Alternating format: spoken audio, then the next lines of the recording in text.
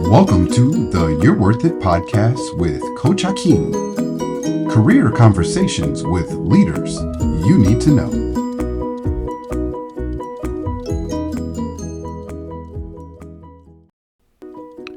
Welcome to the You're Worth It podcast with Coach Ha-Keem. I'm Coach Ha-Keem, and I'd like to introduce you today to Dave Kapaun. So Dave is a recruiter that has a unique ability to focus on what matters most and deliver on those expectations. He has a wealth of experience in different industries and partners he's been able to work with. He brings a curiosity to each of the positions he has, and he has that Mamba mentality that you want in all of the positions that we're thinking about from a recruiter. So take a listen to today's episode and get to meet my friend Dave Kapaun. Hello, everyone, and welcome to the You're Worth It podcast with Coach Ha-Keem. I'm Coach Ha-Keem, and my guest today is Dave Kapaun. Dave, welcome. Ha-Keem, thanks for having me. Looking forward to it. Hey, I'm glad you said yes. So Dave and I have had a chance to work with one another. We both love the sport of basketball, and we both enjoy, we used to sit together on a basketball board, and we both have coached basketball. And I think we both have realized, while we love the sport and we believe it's definitely a form of giving back, that we're also highly competitive. So I've had a chance. Yeah. Right. So I've had a chance to get to know Dave here for the past couple of years, and I really appreciate it. So thank you for joining us today. Absolutely. Appreciate it. Well, I've had a chance, an opportunity to get to know you. For those listening or those watching online, maybe you can just tell the listeners a little bit about yourself. Yeah, happy to. So I'm married. I got two kids, 10 and 8. They keep us plenty busy. We live in the West Metro, the West suburbs of the Minneapolis area, and love it out here. As you mentioned, basketball is definitely a passion area for myself, but I'm kind of a sports guy in general, kind of a sports household. My daughter's getting into theater a little bit, so that's a new muscle that we're starting to learn how to flex, and that's fun too. But I just think there's so many great opportunities for life lessons and parenting through sports. You just have a lot of interesting things that happen in sports and activities. Absolutely. And so that on the personal side, that's a little bit about me and what we get into on a kind of a daily basis. And on the professional side of things, I've been in talent recruitment for about 16 years. I started on the agency side. It's kind of a funny story. So I had just graduated from college. I went to St. Scholastica and played basketball there, and was trying to find my first job out of college, and it was struggling what I wanted to be when I grew up. And so I had a friend of mine who said, hey, if you're just looking for work while you try to find a real job, go talk to this guy. You can work at this warehouse, for however long you need to, type of thing. And so I had to go to the staffing agency to get hired, essentially, or to go work at this warehouse job. And met the individual. His name was Josh Barsness. Met the individual, and he put me out to work at this warehouse. And I got to know him pretty quickly, just through some dialogue, just some phone calls. And after a week or two of working at this warehouse facility, he said, Dave, have you ever thought about being a recruiter? And I really didn't know what that meant. I think most people that get into talent acquisition, they never really think about, hey, I want to be a recruiter one day. But that's kind of my story of how I fell into it. And so I worked on the agency side for 8-9 years at the first half of my career. And now I've been on the in-house side for the past 7-8. Most recently, spent almost 6 years with US Bank. Had a great experience there. And from there, I do have a bit of a passion, you could say, in the crypto Web3 world. Okay. And so I was able to go work at Coinbase. They're one of the big players in the crypto space. Wow. And that was just an awesome experience. Would certainly don't regret taking a chance to go work there. Learned a lot. Unfortunately, the macroeconomics have changed a lot over the past, little over the year and a half. And so I was laid off from Coinbase about this time last year. The job market was fantastic still at that point, so I was able to transition really quickly, had a bunch of opportunities, ended up going to work in the semiconductor industry with Micron, which was another awesome company to work for. But it's kind of a similar situation. This past January, was laid off again, and so it's been an interesting last, I guess you could say, year. I'd worked 18 years with never experiencing anything like this, and then a couple layoffs in the matter of 9, 10 months, I think it was. And Yeah. so that leads me to today, where I'm spending more time with my kids, which is fun, but certainly on the hunt, you could say, for what that next opportunity is going to be, and excited to see what that is. So, and that Yeah. kind of leads us to where you and I started dialoguing about maybe jumping on your podcast. So, yeah, excited to be Absolutely. here. No, I'm excited to have you. And I think there's a few things that you highlighted that I just want to call out. So one is, it doesn't surprise me that you started out for a warehouse job and then ended up talking to an agency and then ended up getting into recruiting, because just I think for my observation of you, just in the time that we've gotten a chance to know one another, is you are a curious person. And your mind, I think there's a lot of things that interest you, and so because you're curious, you'll ask questions. I think you make it easy to have a conversation, even if it normally wouldn't necessarily be easy.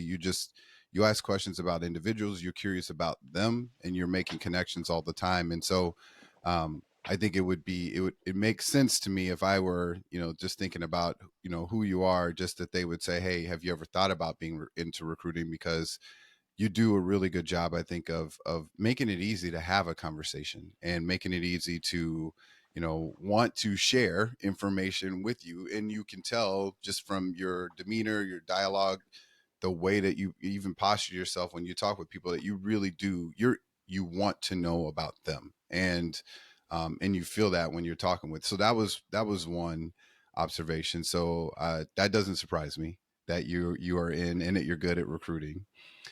The Appreciate other that. is, huh? Appreciate that. Yeah, thank you. Yeah, well, that's the truth. So, and then the other is just that I think you mentioned it.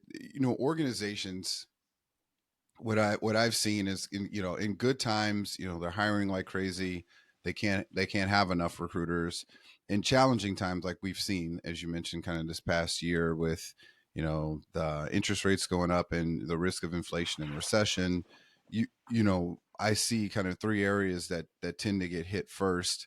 And it's recruiting, it's marketing, it's learning and development. And I think all three in some way are a bit short sighted, right? Right. It's there are opportunities, especially when we think about, it's kind of this buy low sell high, but they really, when the market is down, that's when investor really spends a lot of time buying, right? That's when they should, right? Sure. Because Yep. when it goes back up, the value goes up quite a bit. And I think this idea that that companies and they're trying to meet their numbers, whatever it may be, but the fact that they say, okay, well, we don't need marketing, recruiting, and learning and development is actually wrong, right? The idea that we should be using those opportunities to get better. What experiences can we create? How can we streamline the process? What are ways that we can take our talented leaders and develop them and ensure that when it goes back up, because if we're these organizations, we all expect to go up. So what does that look like? How do we turn the time around and maybe change our thinking and really invest more? And unfortunately, I have seen just specifically recruiting, a little bit marketing, and a little bit learning and development this time around just get hit hard. And so, any of you listening, I just want to make sure that when you talk, you should uh, get a chance to get Dave on the phone in a conversation with him, because he really is who you see right here. He is who we describe. So anyway, I wanted to share that because I personally, when you talk with me, I personally connect. I personally understand. I appreciate your curiosity. So thanks for that. Yeah, absolutely. So, one of so after I say all these things about you, right? So then I say, well, a question I love, and it's sometimes it makes people uncomfortable, but it's talking about yourself, Sure. So when if you think about kind of the things that um, you're good at, you Hmm. know, how would you describe that? What are they? Can you share that with the listener and those looking online? Yeah, absolutely. So I think one of the things that I quickly fell in love with in recruiting. Again, never thought about doing this when I grew up, but one of the things that I really enjoyed very quickly was the storytelling aspect of that. And some people might call it the value prop or the sales pitch, but like for me, I do feel like I bring an elite stakeholder experience and a candidate experience. And I think a big part of that is, when you're talking with your hiring partner, really getting in and pressing the issue on the front end. I think you can save yourself so much time by asking the right questions, setting the proper expectations, and truly finding out what about that hiring leader's team makes them special. Why would someone want to Mm-hmm. work for you? And being able to really dig into that so you feel so confident. So you as the recruiter actually become a real believer in, wow, I get to go try and find the right person to be part of this awesome team.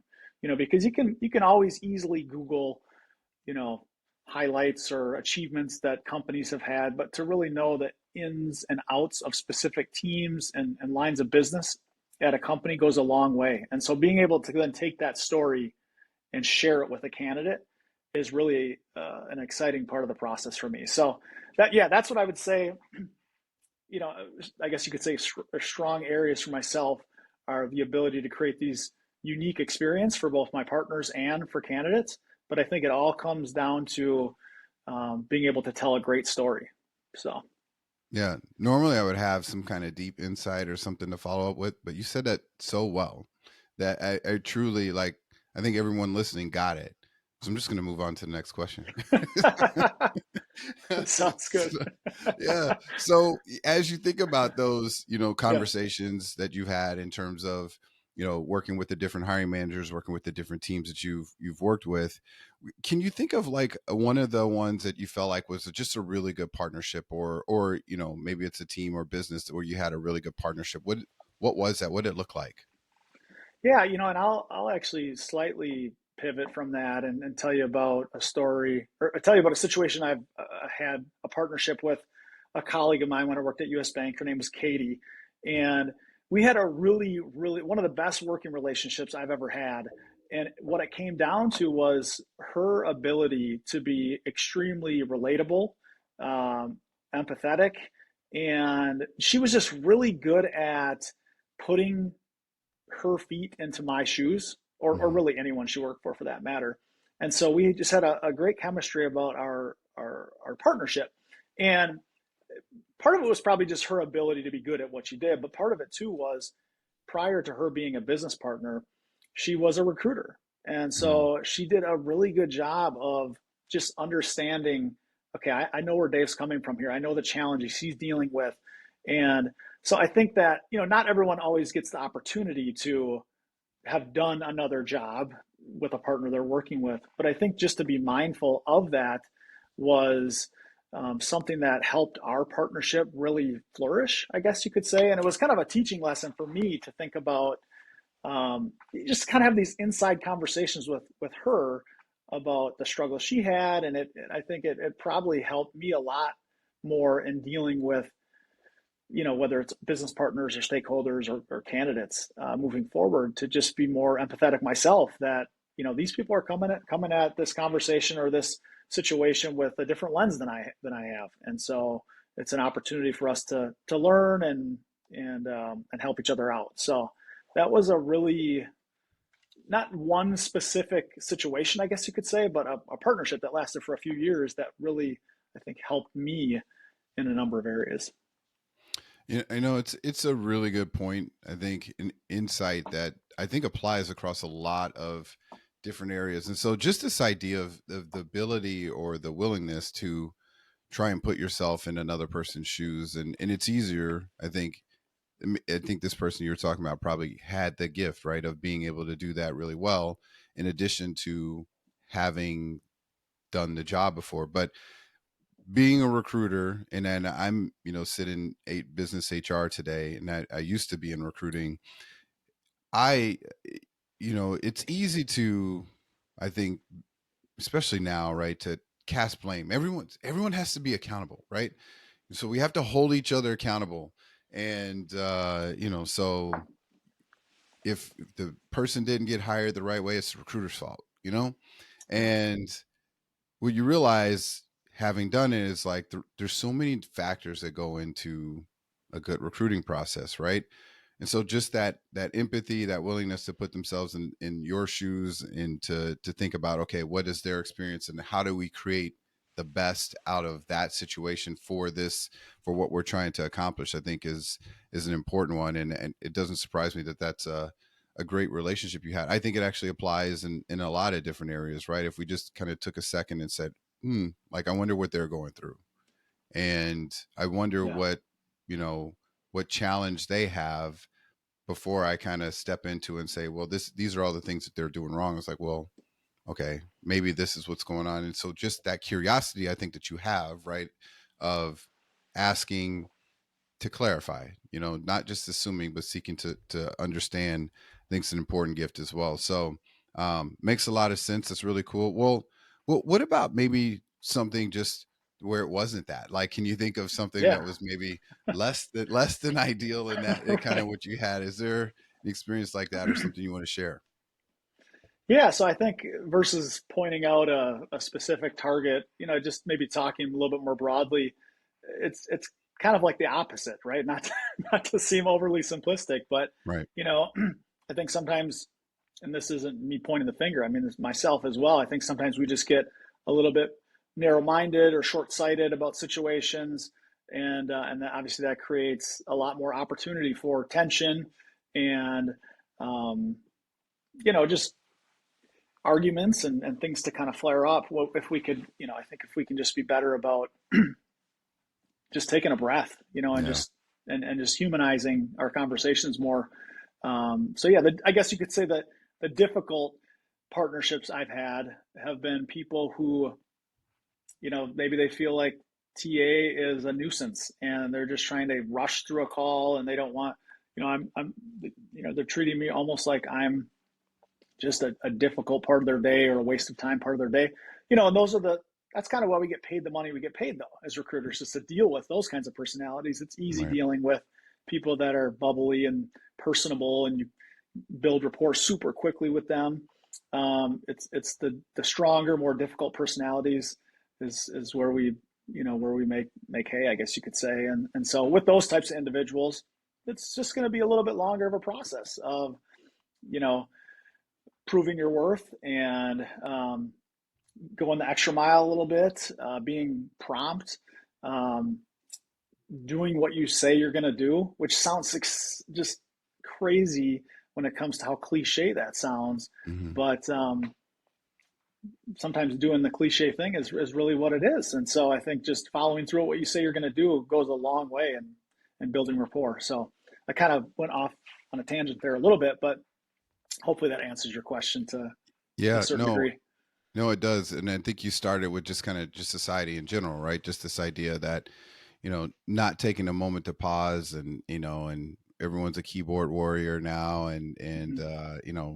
just doesn't give each other some grace. And you see it, like you say, you see in the news and, people arguing and things like that. I think absolutely it extends into society today and it's an opportunity. And I was listening to actually, you said, just take a breath and I was listening to another podcast. I love podcasts, Yeah. and they were talking about the 4-7-8 method, and it's something I probably need to practice. But of kind of like when you get in those tense moments, like inhaling for 4 seconds, and then holding your breath for 7, and then exhaling for 8, and then if you Okay. do that, like I think they said a couple of times a day over a certain amount of time, the benefits of that to helping you to deal with those stressful situations um, it increases significantly. And so Mm. I just thought that was the cool. I hadn't heard of that, the 4-7-8. But I think you also um,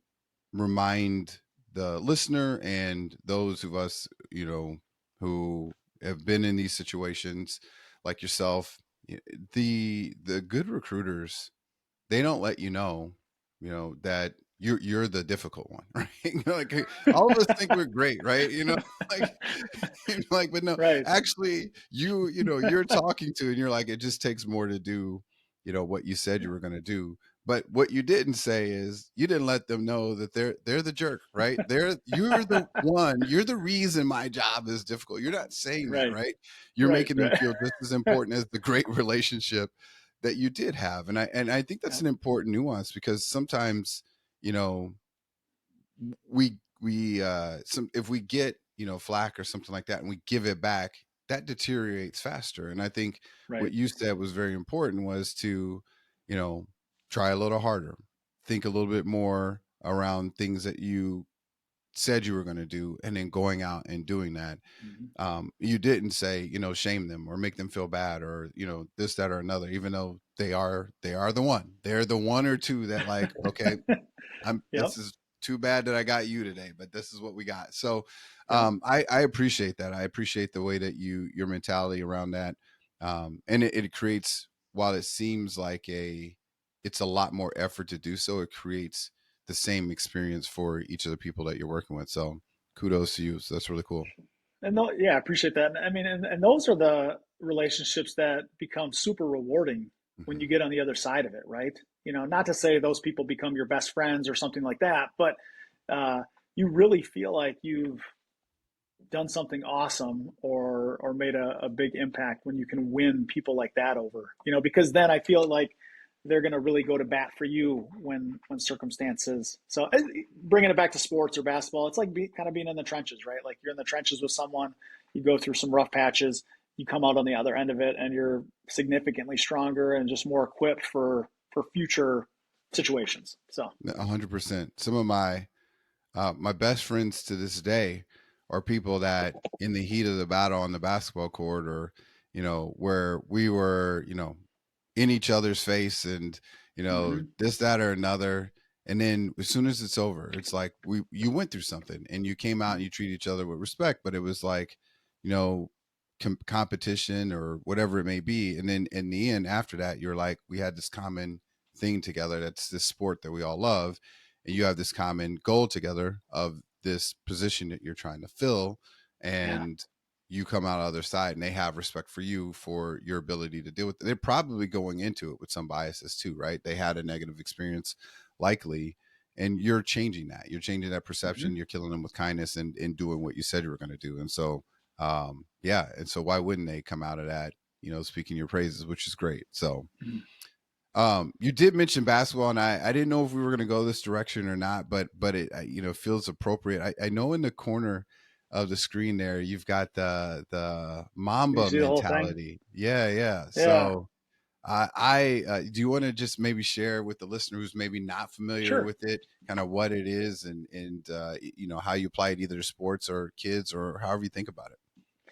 Yeah, so the Mamba mentality was kind of coined, you could say, by Kobe Bryant, one of the greatest basketball players of all time, and certainly it's not my goal to like idolize athletes or anything like that, but he was extremely successful in his profession. And going back to what you were saying earlier, Ha-Keem, he definitely was one of those athletes who had a very curious approach to life, and so he was, spoke multiple languages and was very well read and all. He just more than an athlete, I guess you could say. But yeah, he essentially had this mantra where it's this constant quest, this daily quest to become the best version of yourself. And so I wouldn't say it's like my life mantra, but I do think it's a cool kind of approach to life. And I will also say that, and I've had conversations with my kids about this and just other people, is that you're in the best spot mentally when you're focused on competing with yourself Mhm. versus trying to compete with another person or live up to the Joneses. If you're focused on yourself and just becoming a better version of yourself, and hey, this is something that you know I fail at, and it's kind of like three steps forward, two steps backwards some days, or even two steps forward, three steps backwards. But Yeah. just to have that mentality of, hey, I'm not going to get caught up in what my neighbors are doing or what a friend's doing. Let's look at my personal life and my goals and how can I continue to move forward and be the best dad, be the best husband, etc., the best employee. So that's kind of what I glean from it, I guess you could say. And Yeah. but yeah, I mean, heck of a basketball player too, right? So Yeah, indeed. But I think you just summarized it extremely well, and just how you apply it, how you think about it. So, well said. Thanks for sharing that. I mean, because yeah. I don't know that everyone does, who may or may not be familiar with Kobe and the Mamba mentality, and even if they are, kind of heard it, just the way that you described it and how it's applied. This, so often it feels like we are competing against others, whether it's can I get, who's getting the most likes, or who's viewing my videos the most, this, that, or another, Mm-hmm. or at work, am I getting promoted as fast as another person, or like you said, keeping up with the Joneses, this idea of this, trying to constantly compete with your neighbor or those around you in same social class, whatever it may be, trying to have what they have or do what they do. And when you remove that and focus on yourself, I think it allows you to, I think, remove the noise and judge yourself against yourself, which is, that's where we all Mm-hmm. want to be, right? Just Yeah. continuing to improve. So, yeah, And I very well think, and said. I think, yeah, and I think, I mean, I think some of external competition is healthy, right? Like if you're going to play a sport, like play it to Hmm. win, right? So like you want to beat the team you're playing against. If you're a recruiter and you have an awesome candidate, winning is getting that candidate to come to your company versus another. So I think, some of that external competition is great, but I just don't think it's the best form of competition. And that's where I think, competing with, you're kind of like competing against your potential self. Like Yep. that I think is the best place to be. So yeah. Yeah, I like it. I like it. Okay. So it's hard to believe that the time has truly flown. And, so if you can maybe take a moment and think about, what do you want to leave? What do you want to leave the listener with? What do you want to leave the person watching with, in, just from, just for about you, or just from today, or what do you want to leave them with? Yeah. And I think I touched on it a little bit earlier with one of the questions you asked, Ha-Keem, but I think we're in a really unique time right now, right? I mean, I know there was the recession 13, 14 years ago. I think we're kind of in a recession right now. I don't know if Yep. officially it's being called that yet, but so I would think just being more mindful of what's going on right now in the world, being a little bit more empathetic, and just you know tough times, I think, create just stronger bonds, and not to think like too big here, but even from like a country's perspective, right? We've had a lot of situations happen over the past 3, 4, 5 years, and these difficult times, I think, can bring a lot more people closer. So I think there's just a lot of opportunity for us to come out of it stronger. I have no doubt that companies are going to need talent and recruiters to help them grow. So this is just cyclical, I guess you could say. But let's take advantage of this time right now to just kind of be on each other's side, I guess you could say. So that's my That's thoughts no, around that. Yeah. no, it's very well said. That's why you want Dave on your team, just straight up. So if you're watching this or listening to this, he's who you want on your team. Share this episode with your friends, with hiring managers, with HR managers. Let them know about him. You can clearly see that he makes teams better. Dave, it's been a pleasure to get the chance to speak with you today. Thanks for coming on the podcast. Hey, thanks for asking me. It was a blast. All right, man. We'll see you. All right, Ha-Keem, take care. Thanks for taking the time to listen to the You're Worth It podcast. Our goal here is to help everyone achieve their career dreams. Take a minute to like our content, review our books, and never forget, you're worth it. For more You're Worth It podcasts, career insights, merchandise, and exclusive content, check out CoachHakeem.com.